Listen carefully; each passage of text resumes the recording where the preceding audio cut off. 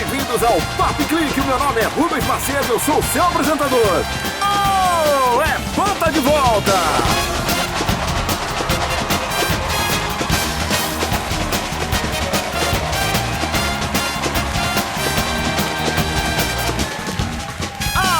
Sim, você está no programa mais charmoso da internet.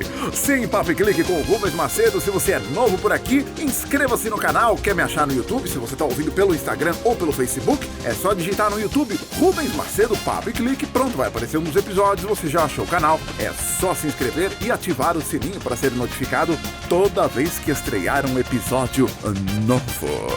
Vamos começar essa bagaça!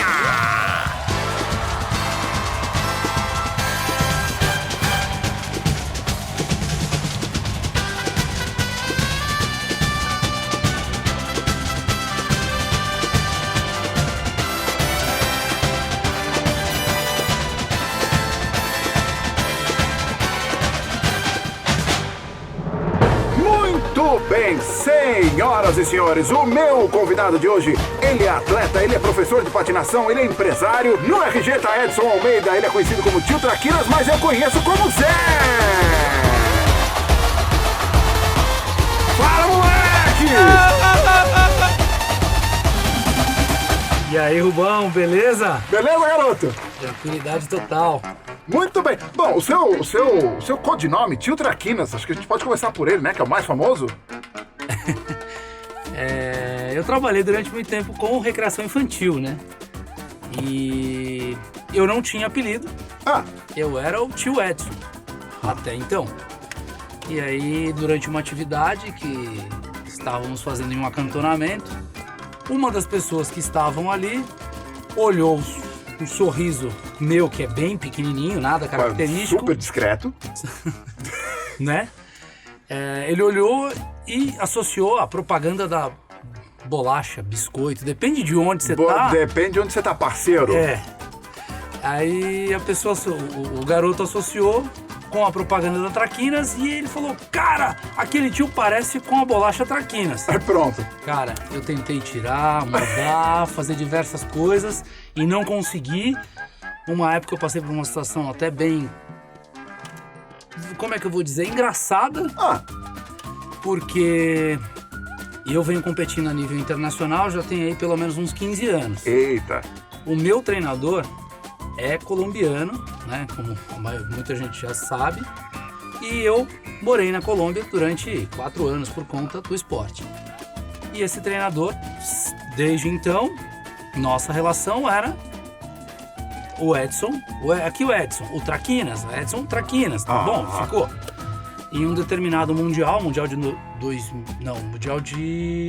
2008, eu fui pra Espanha competir e ele não pôde me acompanhar. Então eu fui o único representante do Brasil naquela ocasião. E já próximo do final do campeonato, que era muito difícil a comunicação com ele, eu fui com recursos muito limitados, não podia ficar ligando para ele sempre. Quase finalizando o campeonato, eu faço contato com o meu treinador e ele, muito puto, né? Eu não entendi o que estava acontecendo, até que ele soltou para mim: você acha que tá tudo bem, você vai manter esse vamos dizer na linguagem de hoje, né? Você vai manter esse fake por quanto tempo? E eu, sem entender, falei: peraí, o que tá acontecendo?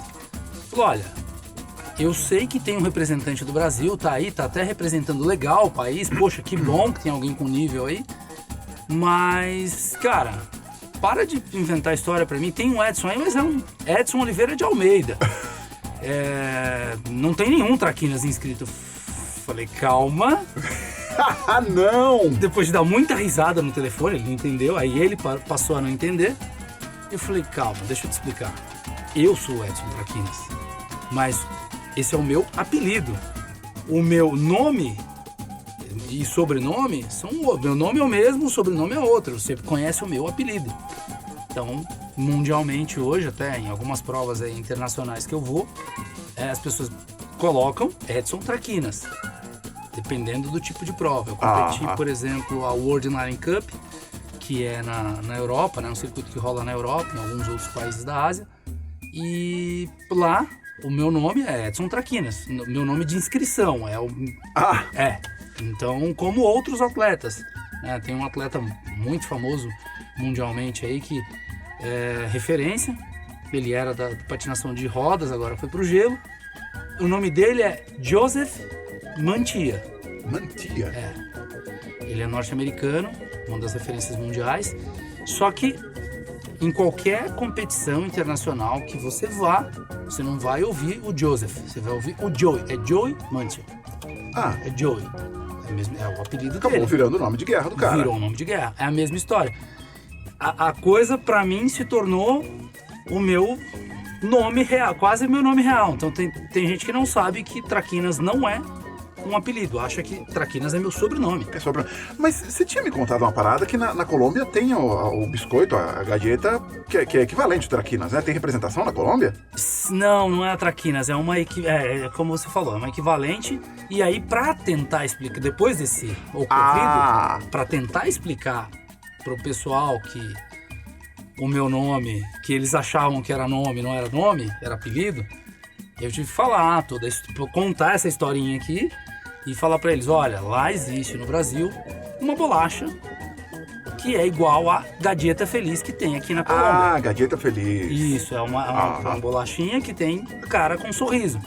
E aí foi a mais próxima que eu consegui empurrar pra fazer entender. Exatamente. Agora, isso veio pós-atividade como recreador. É essa a ordem? Você entrou pra patinação esportiva depois da atividade como recreador? Não, vamos lá. Correu em paralelo? O que houve? Mais ou menos em paralelo. O que acontece é... Eu, primeiro, sou patinador desde os meus 14 para 15 anos. Eu comecei a competir com uns 16, mais ou menos. Competi a nível estadual, estado de São Paulo, que era o estado que mais tinha modalidade desenvolvida. E a nível mundial, minha primeira seleção foi com 17 anos, eu fui como atleta júnior. Então, na sequência, logo que eu iniciei na faculdade,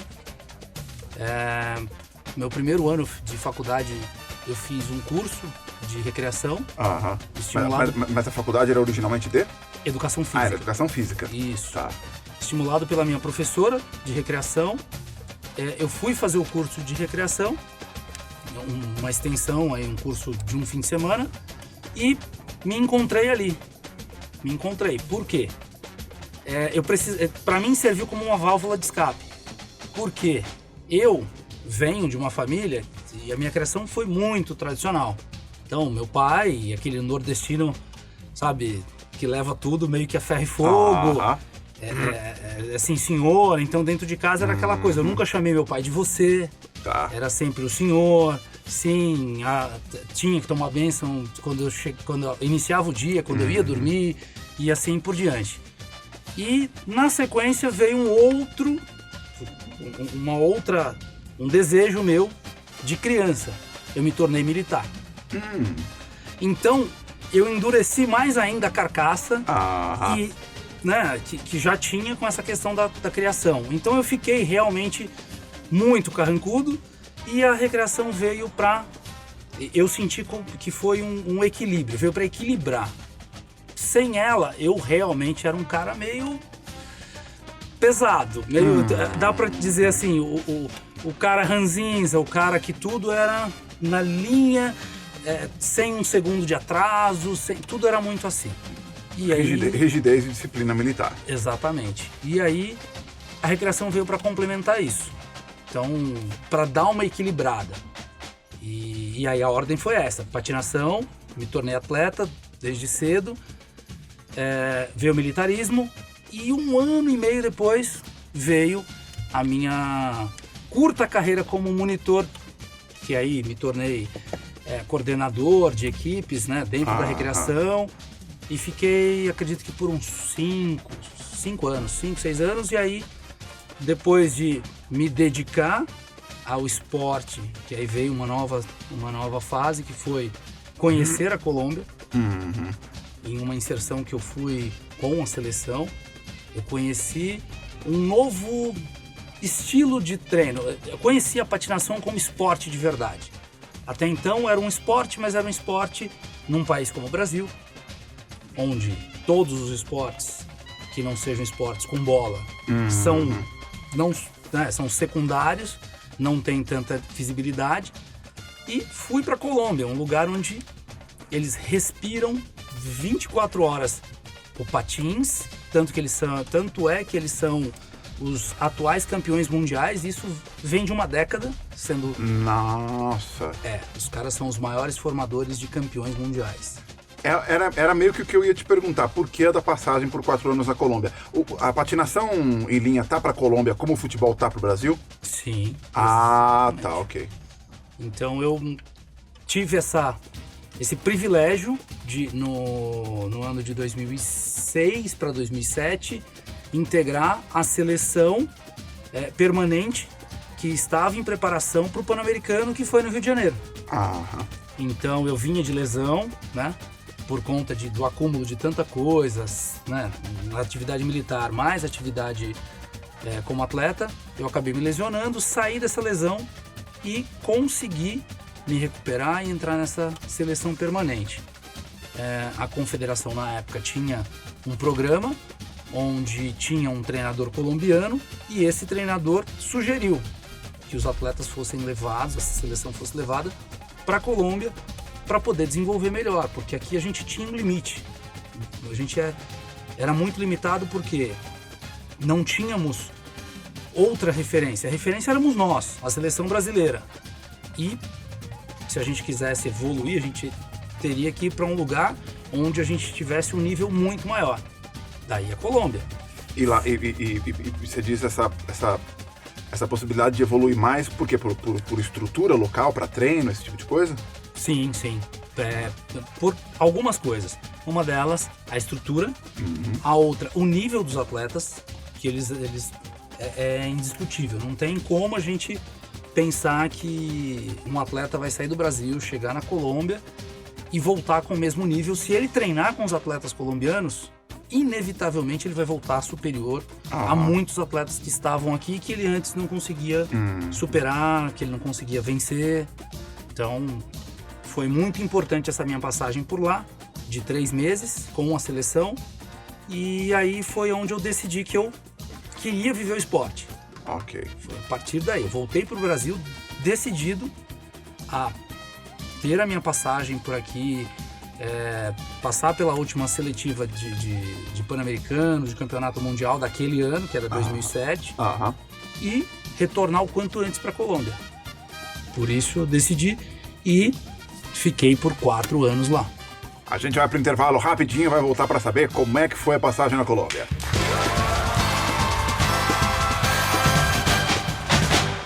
A aventura do ano acaba de desembarcar nas locadoras. Piratas do Caribe, A Maldição do Pérola Negra.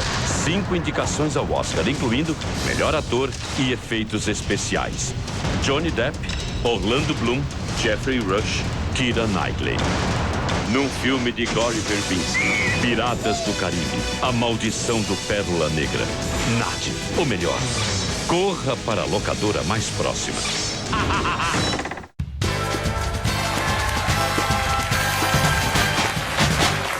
Muito bem, estamos de volta. E aí, 4 anos na Colômbia se dedicando só ao esporte. E aí? E aí que foi um período de muita aprendizagem, cara. Foi um período onde... Sabe aquele ditado que... é nessa hora que o filho chora e a mãe não vê? Pois é. Eu achava que eu tinha passado por muitas experiências, né? Eu saí da casa do meu pai com 16 para 17 anos, já tinha morado sozinho aqui no Brasil, já tinha passado pelo período militar. Então, assim, eu passei por algumas coisinhas aí. E eu fui achando, bom, tô super preparado, já moro sozinho, já sei das coisas, entendo. Cara, mas a jornada era tripla de treino, então assim, eu acordava por volta das 5 e meia da manhã, fazia um primeiro treino, voltava desse treino, era um lanche rápido quando dava tempo, né? E já partia pro segundo treino, que era o treino que lá eles chamam de ginásio, né? Que é a musculação. E eles treinam como gente grande. Então, assim, eu achava que eu sabia, assim, que eu treinava, né? Mas aí os caras têm uma jornada absurda de treino, não é à toa que eles são campeões mundiais, campeões pan-americanos, sul-americanos. Aí tinha essa jornada de treino, eu comecei a auxiliar o meu treinador como auxiliar técnico dele, para aprender também, que eu sempre gostei, já estava na faculdade de educação física, né? Então queria entender o processo, não só viver, mas aprender como é que funciona desde a base. Voltava para casa, ia fazer às vezes uma recuperação, que eles têm muito isso de processo recuperativo da musculatura, regenerativo e tudo, à tarde. E na sequência desse processo eu já ia para a pista de novo. Gente! Então eu passava mais uma vez pelo processo de estar com as categorias de base, ensinando os atletas junto com o meu treinador, corrigindo coisas que eu precisava e na sequência eu encarava mais 3 horas de treino, mais ou menos. Então eu tinha pouquíssimo tempo para realmente descansar ao longo do dia. Então assim, eu vivi o esporte. Eu saí daqui, pedi para sair da minha unidade militar, eu era desenhista criminal-chefe, ninguém compreendia porque eu queria sair, porque o meu comandante falou, cara, você vai sair para viver o esporte. Ele olhou para minha cara e falou, calma, assim? Você não tá bem, cara. Vamos conversar? O senhor se sente mal? Foi mais ou menos isso. Eu tive uma pequena decepção, né, no meio militar, que foi muito próximo disso, que foi não ter integrado as forças de paz, porque eu iria pro Haiti, eu estava na lista para ir pro Haiti, compor as forças de paz, e eu saí da lista magicamente. O famoso... né, saíram comigo de lá. Saíram comigo. Para colocar outra pessoa. Mas enfim, foi uma baita de uma decepção, e ir para Colômbia e vivenciar aquilo fez com que eu fosse mais determinado a querer voltar para lá, porque eu ia viver uma coisa que eu sempre quis, né? Eu já fazia planos de que aquilo fosse o meu futuro, né? O meio esportivo, a carreira esportiva, ser um formador de atletas. Então eu achava que aquilo realmente ia me ajudar bastante. Então, assim, imagina que eu agarrei essa oportunidade com todas as minhas forças, então só eu sabia os meus motivos. Quem estava ali na unidade militar que eu estava, que era uma unidade específica, né? Eu trabalhava no pelotão de investigações criminais, dentro de um pelotão de polícia no Exército. Então era o que eu mais tinha tesão em fazer. De repente tiraram esse meu gosto com essa atitude. E aí eu agarrei o esporte com todas as minhas forças, porque eu falei, bom, é aqui que eu vou. Chegando lá, me deparo com toda essa situação, onde eu era exigido ao máximo do máximo, e eu não podia retroceder, falar, não, agora eu vou voltar para minha carreira militar, porque eu acho que isso aqui tá um pouquinho diferente do que eu queria. Pois é, só que você ia voltar para que carreira militar? Para o que você ia voltar? Exato. É osso. Não existia mais essa possibilidade, então o jeito foi ficar, me dedicar, melhorar, aperfeiçoar, e com isso acabei me tornando uma referência nacional, né, tendo mais representatividade a nível mundial perante os outros atletas de outras nações mais fortes que o Brasil. E não me arrependo em nada. Tem gente que pergunta, poxa, você abandonou, né? Você tinha aí um tempo de militarismo ainda para seguir em frente, você podia ter prestado concurso para outras áreas, porque as pessoas que me conhecem sabem que eu sempre fui apaixonado por esse meio, né? Essa coisa mais operacional, policial, militar, essas coisas. Então, eu digo, eu acho que foi a melhor coisa que eu fiz na minha vida. Foi ter passado por aquela decepção e ter saído das forças. Era a motivação certa, né? E na hora certa, eu acredito. Na hora certa, deu o gás que precisava. Porque se eu não tivesse passado por isso, eu teria ficado. sem dúvida nenhuma. E hoje eu não teria tanta história para contar como atleta. Não teria viajado o mundo representando o nosso país, como eu representei. Você botou pé na Alemanha também, né? Sim. Esse rolê foi frio, né? Foi bem frio. Eu acho que foi o mais recente grande desafio que eu tive, né? Pensando em tudo que eu passei aí no esporte, porque eu já no Brasil, com meu negócio andando, já empreendedor, já tinha passado por alguns mundiais, sul-americanos e pan-americanos, então já tinha vivenciado muita coisa. Recebi a proposta da CBDG, né, que é a Confederação Brasileira de Desportos no Gelo, e fui para a Alemanha para vivenciar a patinação no gelo. Então, imagina um cara acostumado com o clima tropical, que sempre teve sol o ano inteiro, e para a Alemanha vivenciar o que é patinar sobre o gelo, e em um período em que a Alemanha e parte da Europa estão vivendo nevasca, gelo caindo o tempo todo. Foi assim, como é que eu vou te falar? Acho que foi o período em que eu passei mais frio na vida. Assim, um período de pouco menos de 3 meses. Acho que eu passei mais frio do que em toda a minha vida, se eu for juntar todos os períodos que eu passei frio na vida. É osso. Impressionante o que aquilo é gelado, cara.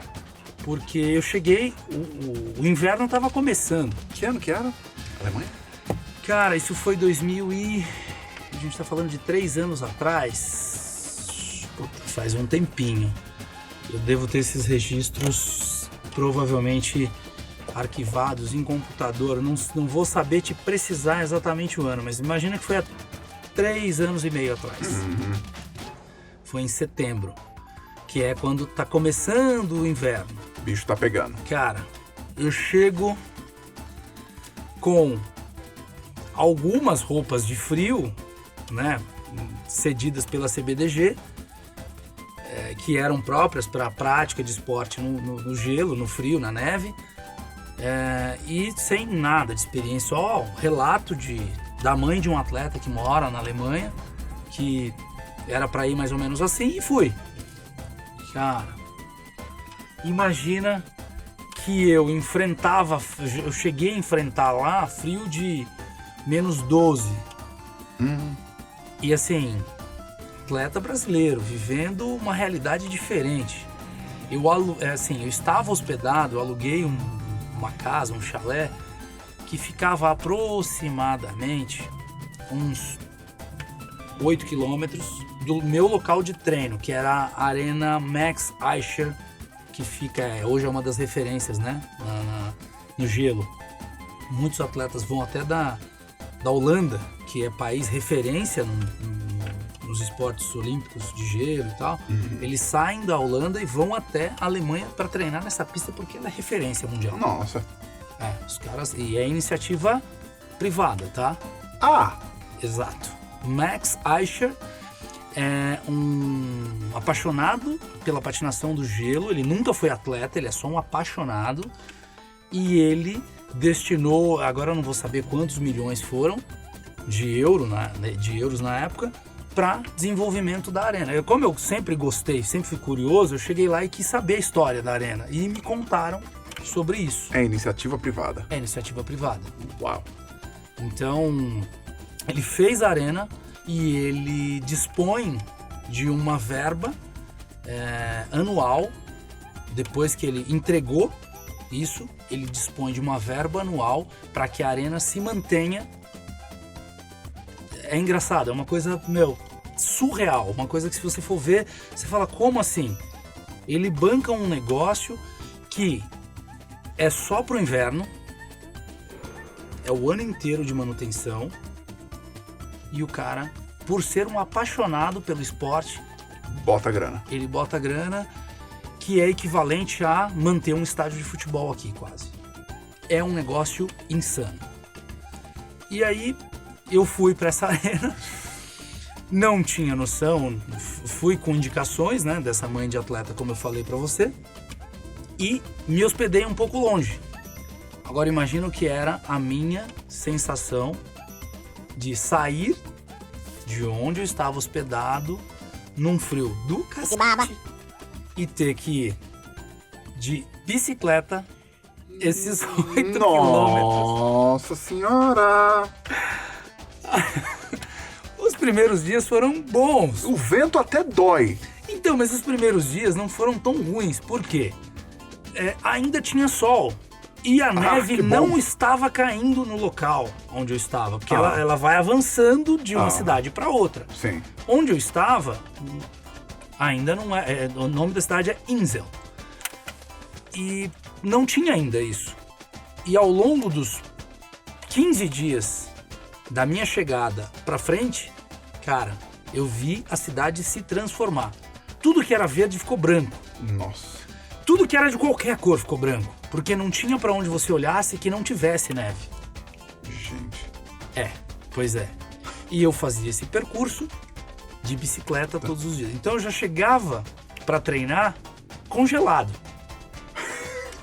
Não chegava aquecido. Não, eu chegava congelado e ia pro gelo. Putz, grila. Então foi a experiência que...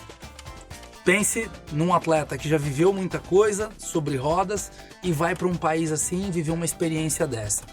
Foi, lógico, mais uma experiência enriquecedora, porque eu aprendi coisas que eu também não tinha aprendido até então como atleta, como treinador, como formador de atletas. Para mim, eu ganhei muito. Foi uma outra pós dentro da educação física que não se ensina em faculdade nenhuma. Então foi sensacional, coisa que até hoje eu aplico para os meus alunos, para os meus atletas e que eu aprendi, algumas que eu aprendi para a vida, né? Então, às vezes você tá aqui, vou treinar. Poxa, mas tá fazendo um frio? Não. Não tá fazendo frio. Eu penso lá em Insel, na Alemanha, não está fazendo frio. Não vai ter um dia no Brasil que você possa dizer, nossa, tá um baita frio. Não está. Exato. Confia no tio. Não tá frio não, senhor. Exatamente. Levanta da cama e vai treinar. É mais ou menos isso. Então isso também eu trago como motivação. E como eu nunca fui um cara de largar as coisas na metade, lá foi uma fase também que eu pensei, poxa, minha família tá no Brasil, me esperando, eu tenho minhas coisas, eu não preciso estar aqui. Não precisar é uma coisa. Eu não precisava, mas eu queria estar lá.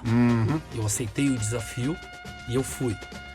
Então, em pouco mais de 50 dias de estadia no gelo, me adaptando, porque a patinação de velocidade sobre rodas, ela é muito semelhante. Visualmente, ela é praticamente igual ao gelo, visualmente. Mas a sensação de patinar no gelo é muito diferente da sensação de patinar sobre rodas. Muito diferente. Então eu tive que reaprender a patinar. Só que sobre o gelo. Mas a patinação sobre rodas te deu base? Ou você aprende, tudo começa do zero? É como se você nunca tivesse patinado na vida? Não. A patinação me deu uma base muito boa. Muito boa. E ter passado pela escola colombiana, que eles também têm um tipo diferente de treino. Por exemplo, choveu, tem treino, estamos treinando, começou a chover. Continue patinando. Continua.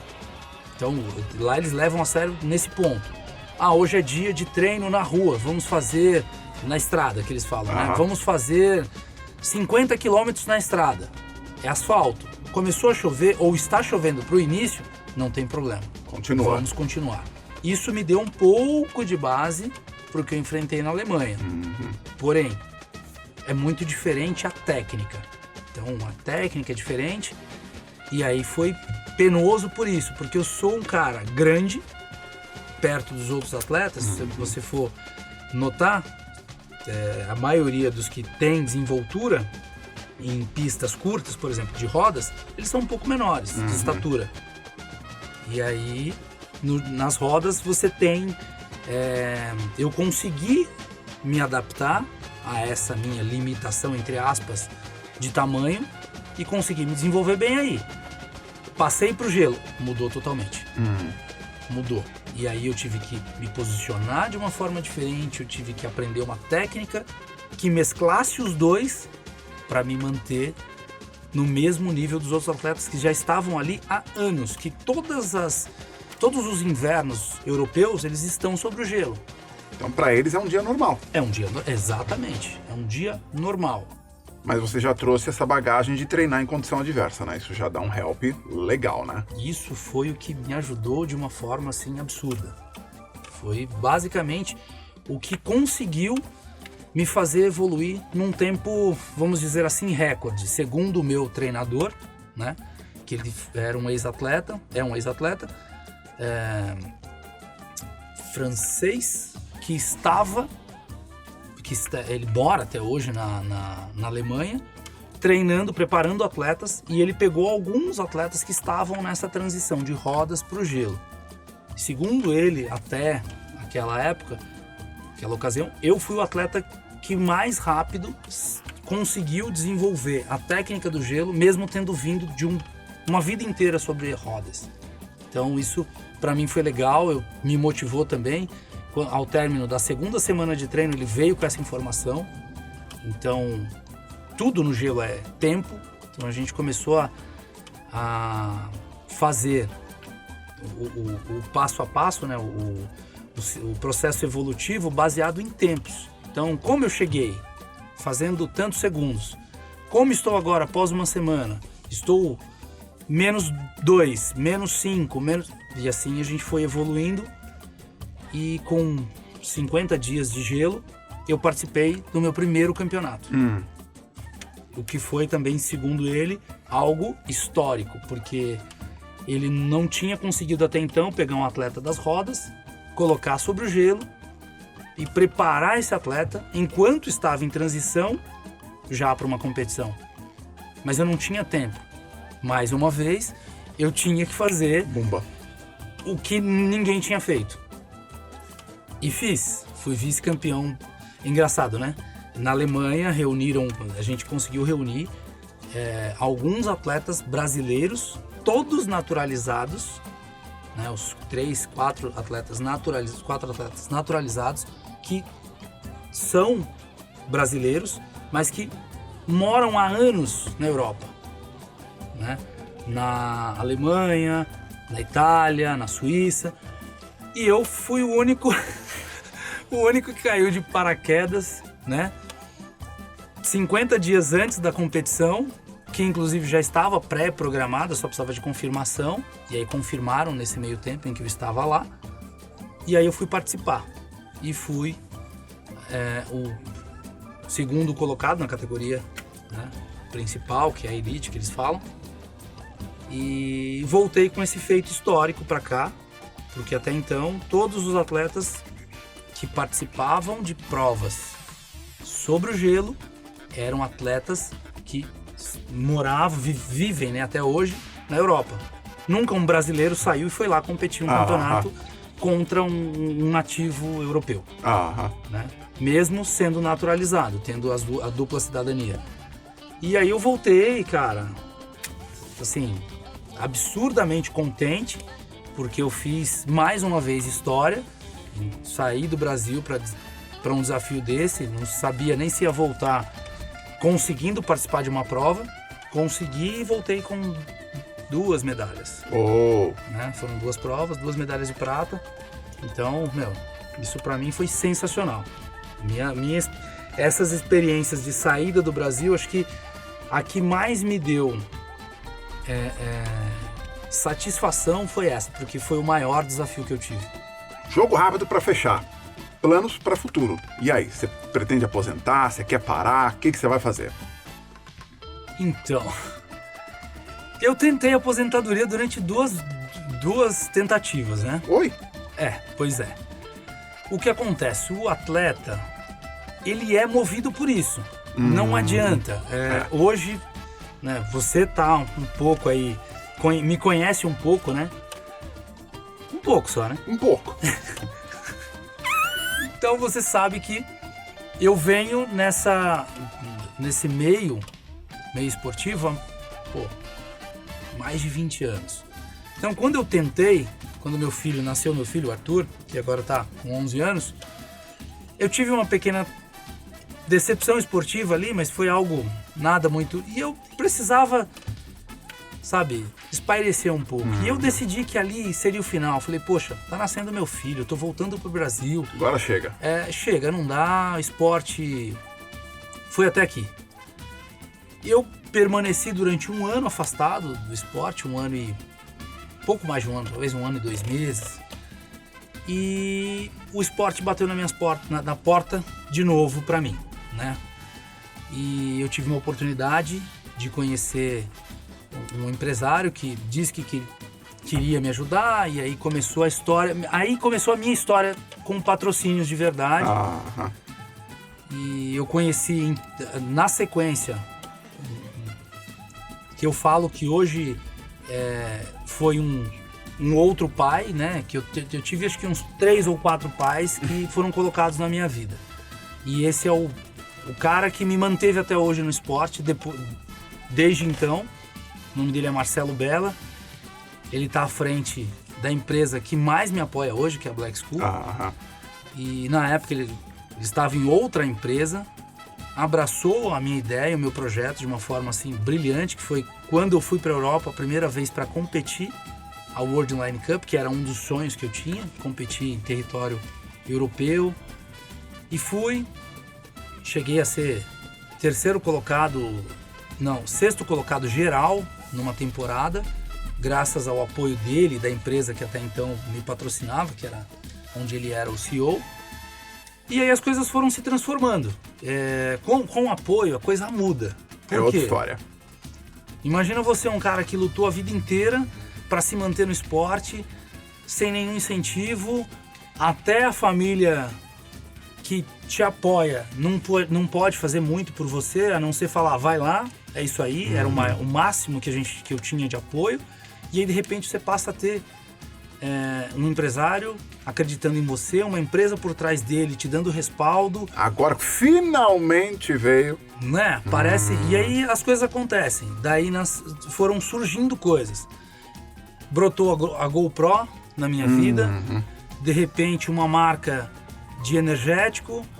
E assim as coisas foram acontecendo. Então hoje, essa foi a primeira vez que eu tentei parar, né? Depois eu tentei mais uma vez, que eu falei, bom, eu acho que eu já não posso mais me arriscar tanto, eu preciso parar, que foi 5 anos depois disso. Eu fiz essa nova tentativa de parar, né? Porque aí eu já, pai de 2 filhos, né? Já estimulado também por um desses meus patrocinadores, já tinha meu negócio próprio, já estava encaminhado. Falei, bom, chega, né? É até aqui. Porém, não consegui mais uma vez. Eita. E muito na sequência disso veio o desafio Alemanha. Então foi a hora que eu falei, não, eu vou encarar o desafio e vou fazer isso até o final. E voltei motivado. Então segui. Cá estou eu, com os meus 39 anos quase completados. E com uma ideia muito fixa. Agora eu acredito que eu vou conseguir manter essa ideia. Hoje eu sou da categoria Master 30, porém estou competindo na Elite, né? O último mundial que o Brasil teve foi representado por 2 atletas e eu fui um deles, né, na categoria Elite. Então ainda me mantenho na categoria. Então eu decidi que se até os 40, que é até o ano que vem, próxima temporada, eu tenho essa e a próxima. Se até a próxima temporada eu conseguir me manter a nível competitivo na categoria principal do esporte, que é a Elite, eu vou me manter no esporte até os 40. Daí pra frente é diversão. Então eu saio de pista como um atleta de elite, e aí eu vou me enquadrar e me encaixar nas minhas categorias, né, que já é uma categoria Master.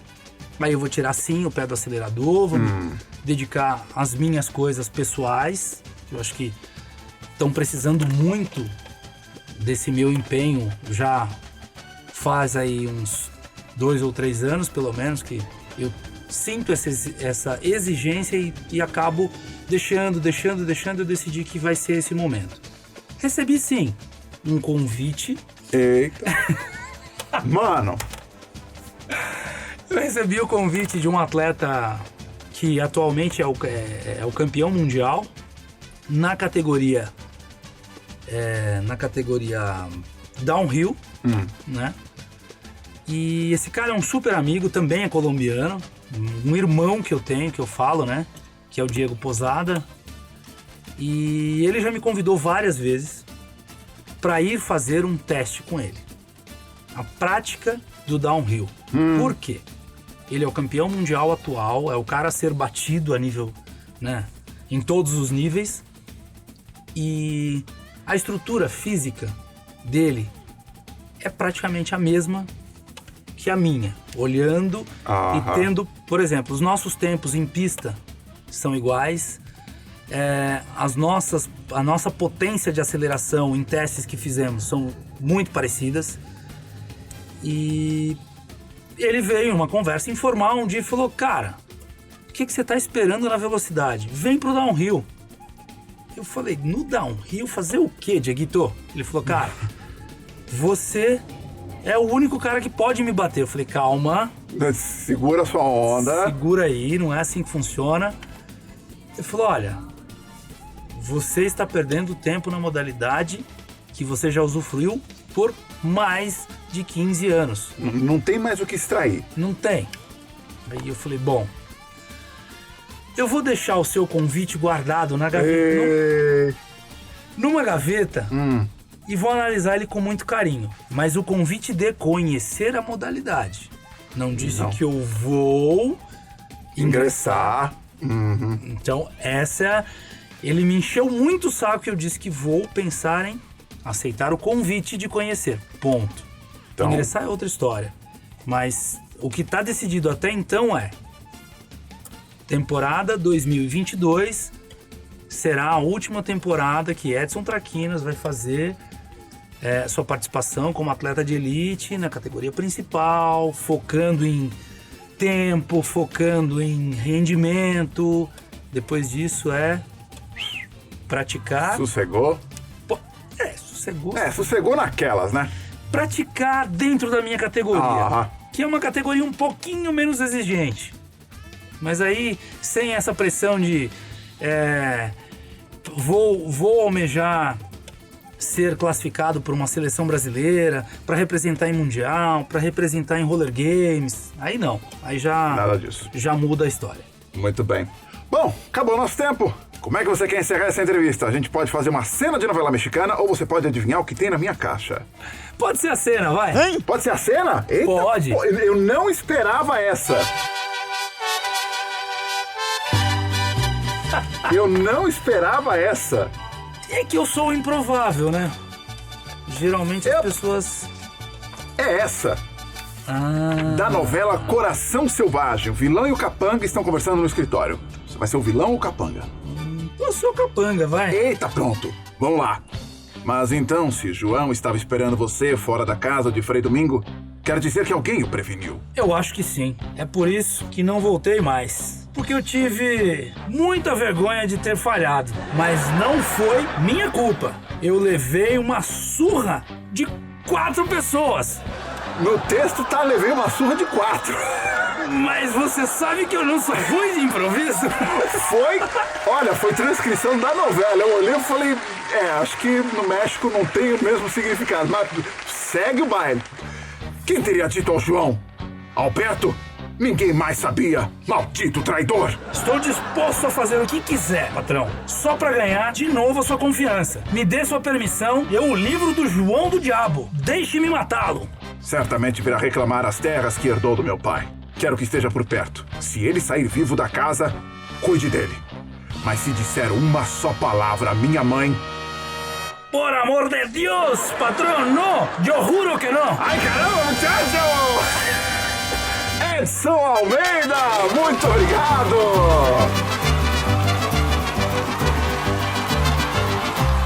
Você ouviu Papo e Clique com Rubens Macedo. Se você gostou desse episódio, curta, comente, compartilhe, se inscreva no canal. Se você está assistindo ou ouvindo pelo IGTV ou pelo Facebook, procura no YouTube Rubens Macedo, Papo e Clique, vai aparecer um dos episódios. Pronto, você já achou meu canal. É só se inscrever, ativar o sininho para receber notificações toda vez que estrear um episódio novo. E por hoje é só, eu vou ficando por aqui. Para de falar e começa a fazer. Até a próxima, tchau!